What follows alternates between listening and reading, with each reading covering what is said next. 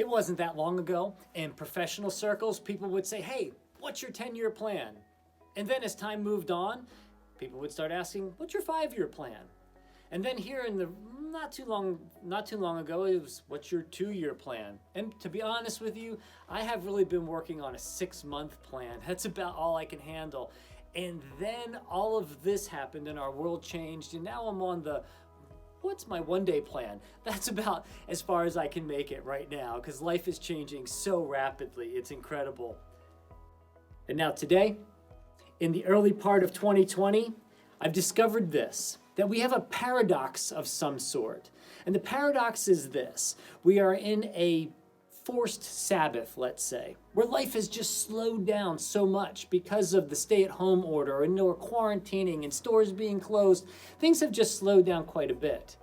Now, on the other hand, what has picked up at an incredible rate is change. Life is different every single day. And we live in this new weird tension of a forced Sabbath and things slowing down, but the rate of change in life is through the roof. And we're figuring this out day in and day out. What a fascinating time to be alive. And as I was reading just last week in the book of James, I came across a portion of scripture that really just kind of grabbed me. And I thought, wow, this is just wildly relevant to right now, especially in my own personal life, and I believe it'll be relevant to you likewise. It just rang true to new levels for me today, and I want to share that with you.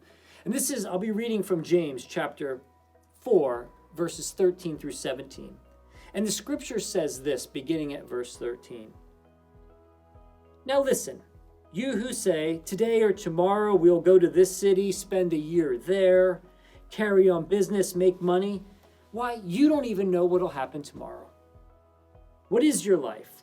You are a mist that appears for a little while and then vanishes. Instead, you ought to say, if it is the Lord's will, we will live and do this or that. As it is, you boast and brag. All such boasting is evil. Anyone then who knows the good he ought to do and doesn't do it sins.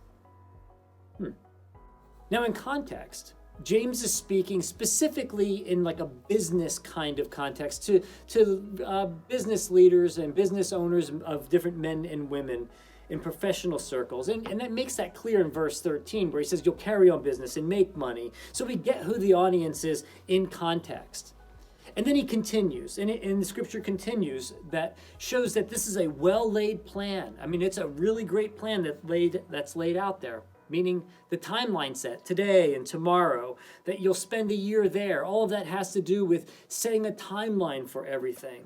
And then we'll go to this city or that city. So the location is set, another great part of the plan. And then the purpose is made clear also, worked into that plan, is we'll stay there, we'll make some money, we'll do some business. It's a great plan. Then James pokes a hole in that plan. And he says this in verse 14. Why? You don't even know what'll happen tomorrow. Boy, that's true, isn't it?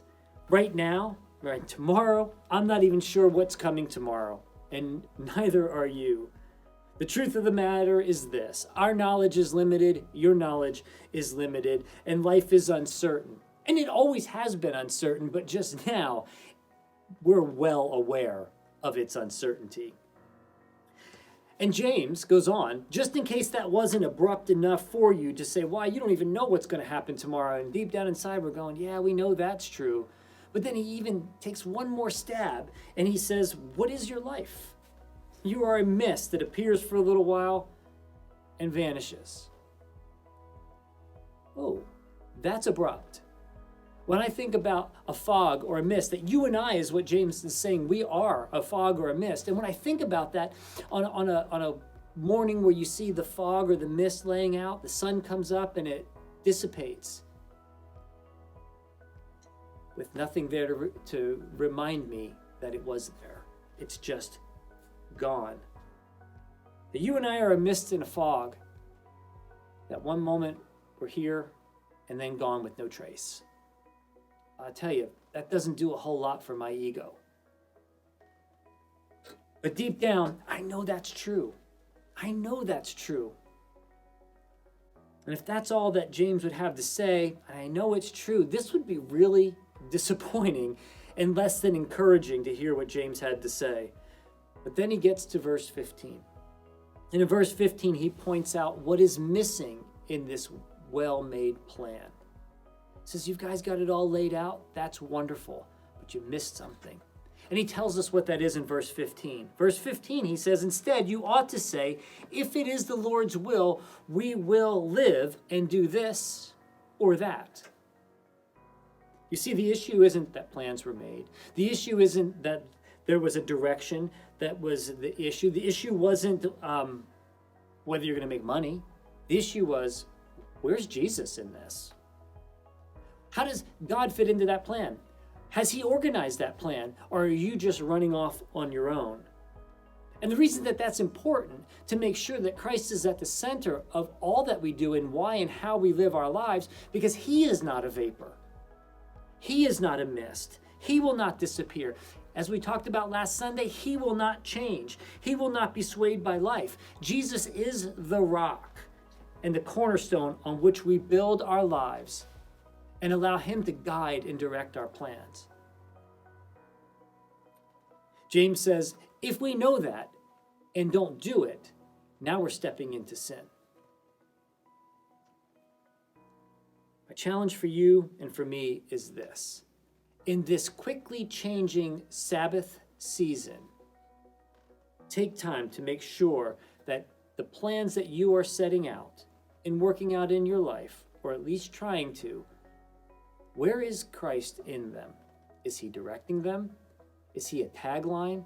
Or is he non-existent in the plans of your life? That each day, no matter what happens, locally, nationally, or even globally, in this interaction, asking ourselves, what is the Lord's will in my life and through my life for this day? So no matter what this day holds, no matter what this week may hold, making sure that I've incorporated God's will and direction in my life and in your life. And in that, he holds us steady, gives us a confidence, gives us hope and certainty of tomorrow.